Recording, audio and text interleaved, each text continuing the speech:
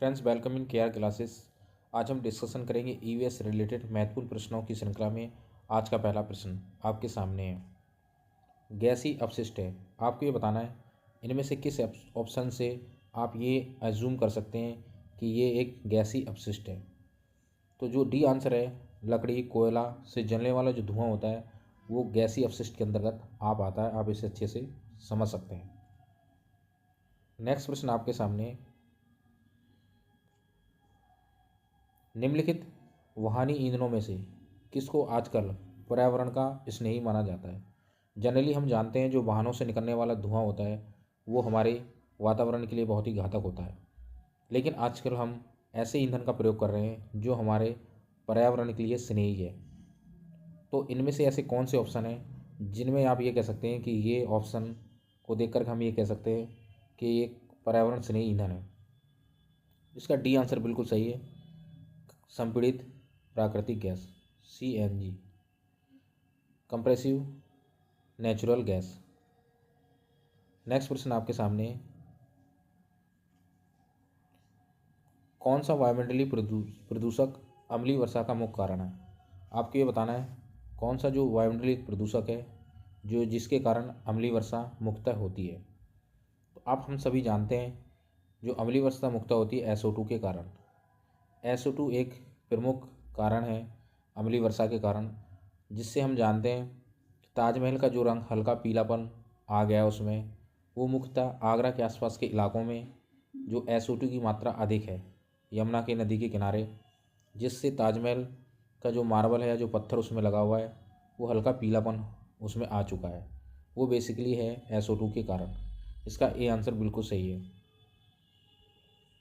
Next प्रश्न आपके सामने, निम्नलिखित में कौन सी ग्रीन हाउस गैस नहीं है। आपको ये बतानी है कि इसमें से कौन सी ऐसी गैस है जो ग्रीन हाउस गैस का कारण नहीं है। CO2 ग्रीन हाउस गैस होती है, N2O भी होती है और मीथेन भी होती है। तो इसका सही आंसर है C, कार्बन मोनोऑक्साइड। जो C है कार्बन मोनोऑक्साइड, ये बी ऑप्शन में दे रखा है। जो C हम यहाँ पे ऑप्शन में प्रेजेंटली आप देख रहे हैं, कार्बन जो मोनोऑक्साइड है वो एक ग्रीन हाउस गैस नहीं है। आपको सीधा सिंपल सा यहाँ ये याद रखना है, जो कार्बन मोनोऑक्साइड गैस है वो ग्रीन हाउस गैस नहीं है। ये मुख्यतः स्टूडेंट्स क्या करते हैं, इस क्वेश्चन को गलत कर देते हैं और कार्बन डाइऑक्साइड के साथ कार्बन मोनोऑक्साइड को भी एक ग्रीन हाउस गैस मान लेते हैं, जबकि कार्बन मोनोऑक्साइड एक ग्रीन हाउस गैस नहीं है। नेक्स्ट क्वेश्चन, किसी नदी के प्रदूषक स्तर की माप की जाती है। आपको ये बताना है कि जो कोई नदी है उसमें कितनी मात्रा तक प्रदूषित है या प्रदूषण का लेवल किस मात्रा तक है, उस नदी में जो जल का प्रदूषण है किस मात्रा तक है। तो वो मापा जाता है BOD से। ये जो BOD है इसको हम बायोलॉजिकल ऑक्सीजन डिमांड बोलते हैं, जिससे हम कहते हैं ऑक्सीजन की घुली हुई मात्रा जो जल के अंतर्गत है उससे हम मापते हैं। तो BOD इसका बिल्कुल सही आंसर है, बायोलॉजिकल ऑक्सीजन डिमांड जो द्वारा है वो हम किसी नदी के प्रदूषक को इसके द्वारा मापते हैं। नेक्स्ट क्वेश्चन, निम्नलिखित में से कौन सी एक ग्रीन हाउस गैस है। आपको यहाँ ये बताना है कौन सी ग्रीन हाउस गैस है। आप यहाँ देख रहे हैं जो मीथेन है, मीथेन एक ग्रीन हाउस गैस है। डी आंसर बिल्कुल सही है। ऑक्सीजन को हम अपने प्राणवायु मानते हैं तो ये ग्रीन हाउस गैस नहीं है। आर्गन एक अक्रिय गैस है, ये भी नहीं है। और जो सल्फर डाइऑक्साइड है SO2 है, ये मुख्यतः अम्लीय वर्षा के लिए उत्तरदायी होती है। तो यहाँ जो मीथेन है ये एक ग्रीन हाउस गैस की कैटेगरी के अंदर आती है। उम्मीद करता हूँ आपको अच्छे से इसका एक्सप्लेनेशन समझ में आया होगा। यदि आप चैनल पर नए हैं तो चैनल को लाइक एंड सब्सक्राइब जरूर कर लीजिए, जिससे कोई भी इम्पोर्टेंट सेशन आपसे मिस ना हो। नेक्स्ट प्रश्न आपके सामने है, पृथ्वी पर पहुंचने से पहले ओजोन परत किन किरणों को अवशोषित करती है। आपको ये बताना है। ये हमारी अर्थ है। इस अर्थ पर सूर्य से जो किरणें आती हैं ये सन है। इस सन से जो किरणें आती हैं, ठीक है, उन किरणों में से कौन सी ऐसी किरणों को ओजोन परत, इस वायुमंडल के चारों तरफ एक ओजोन लेयर होती है, उसको अवशोषित करती है। तो जो सूर्य से आने वाली परावैंगनी किरणें हैं वो हमारी पृथ्वी के चारों तरफ जो ओजोन लेयर है उस ओजोन लेयर के द्वारा परावैंगनी किरणों को अवशोषित कर लिया जाता है। उम्मीद करता हूँ यहाँ आपको अच्छे से क्लियर हुआ होगा। जो सूरज से आने वाली या सन से आने वाली जो किरणें हैं हमारी अर्थ पर जब वो ओजोन पर से गुजरती हैं तो वहाँ उसका अवशोषण कर लिया जाता है, जिसके कारण उनका जो प्रभाव है मानव त्वचा पर या मानव स्किन पर नहीं हो पाता है।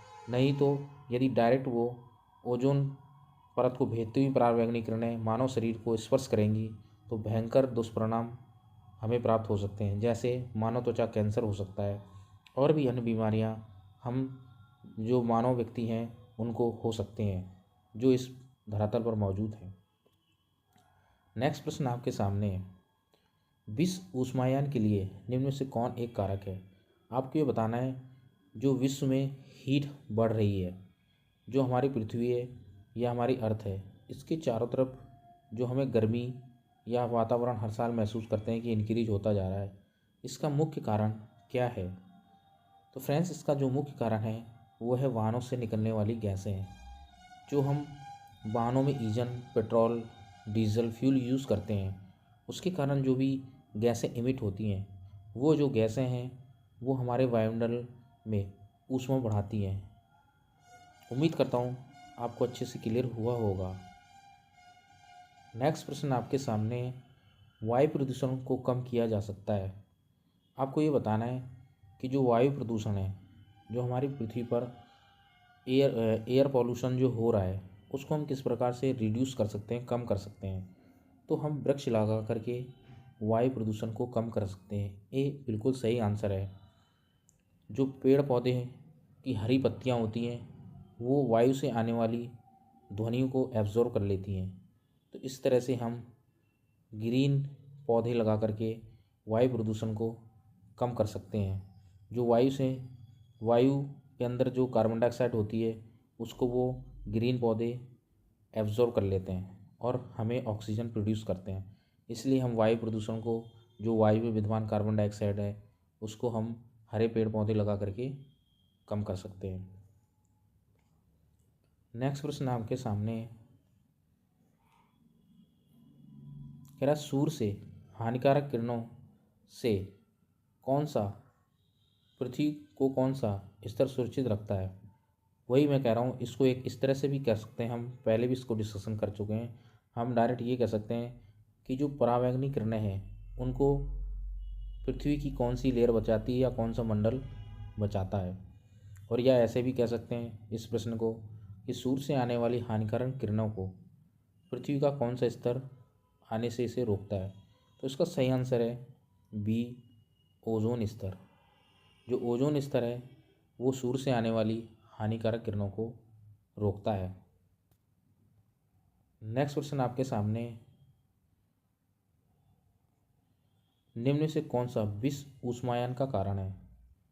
आपको ये बताना है कि जो विश्व ऊष्मायन का प्रमुख कारण क्या है। इसका सही आंसर है वायु प्रदूषण। वायु प्रदूषण के कारण विश्व में ऊष्मा बढ़ती जा रही है। वो कैसे बढ़ती जा रही है मैं आपको यहाँ एक क्लियर कर दे रहा हूँ। सपोज दैट ये हमारी अर्थ है। अर्थ के चारों तरफ गैसेस का एक एनवायरनमेंट है।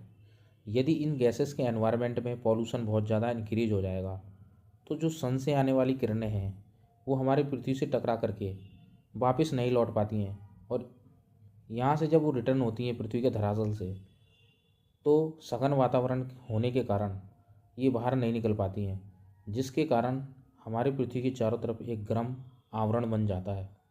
ये किरणें, सूर्य से आने वाली किरणें धरातल पर ऊष्मा को बढ़ा देती हैं। उम्मीद करता हूँ आपको अच्छे से ये कॉन्सेप्ट क्लियर हुआ होगा कि विश्व में ऊष्मायन का कारण क्या है, वायु प्रदूषण, और क्यों है, किस प्रकार है, मैंने आपको अभी अच्छे से समझा दिया है। ऐसे ही बेहतरीन क्वेश्चन मैं आपको सॉल्व कराऊंगा और उनको बेहतरीन कॉन्सेप्ट से आपको क्लियर कराऊंगा, जिससे आने वाले टेट और सीटेट के एग्ज़ाम में आप कोई भी गलती नहीं करेंगे। इसलिए यदि आप चैनल पर नए हैं तो चैनल को लाइक एंड सब्सक्राइब ज़रूर कर लीजिए, जिससे हमारे द्वारा दिया गया कोई भी इम्पोर्टेंट सेशन आपसे मिस ना हो। Thank you so much.